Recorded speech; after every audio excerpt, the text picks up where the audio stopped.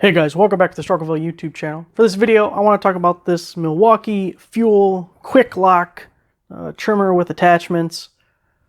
It's number 282520, and I bought it as a kit with the pole saw attachment and the string trimmer attachment. You can also get a Hedge trimmer. You can get an extension rod for it. I'm not sure what else, but the thing's been giving me all sorts of headaches. And what happens is it disengages. So the motor's still running, but nothing's happening on the business end. And I just want to show you guys what I've found out about it. So if anyone else runs into this problem down the line, maybe it'll help you out. And it's actually a really easy adjustment or fix once you realize what's going on. So you got the base there. It's got this little rod in there with the spline on the end. The thing is, nothing actually holds that on once you take off this piece, the piece with the button. So the business end locks in there. This end slides on to what you're looking at here. And it's got this little C-clip here. And when this next piece is on, it butts into that guy right down there with the spline on it. So that's what holds this in place. Now, otherwise, this is just a long-ass rod that comes right out.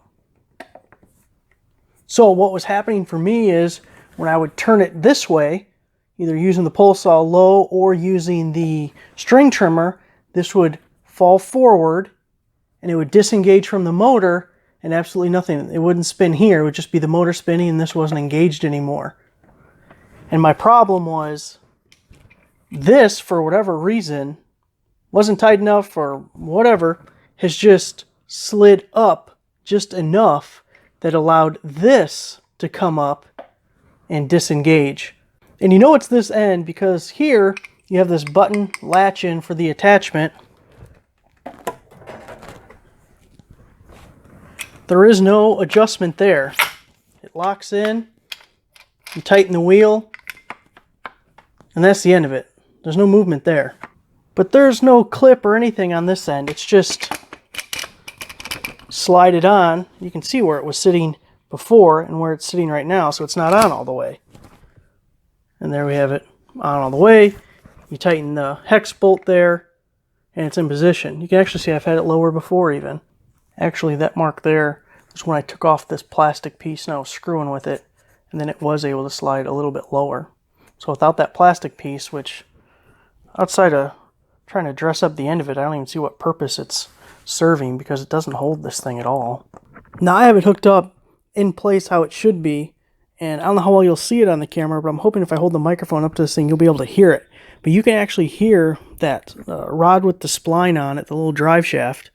You can actually hear it moving back and forth inside there as I change how the pole saw is tilted.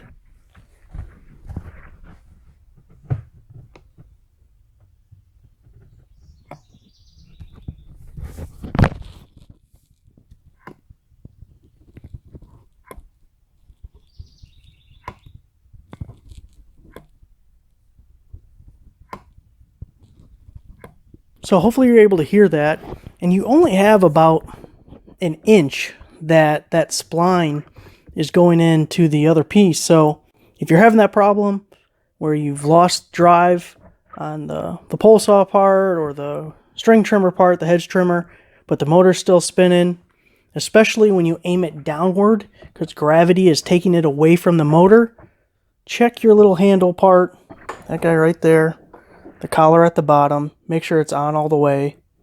If you absolutely couldn't get it to work, I would try just removing this. You just push this tab in and pull up, get a pair of pliers or something. Actually, these rubber hose pliers work perfect for stuff like that, to get in on that tab.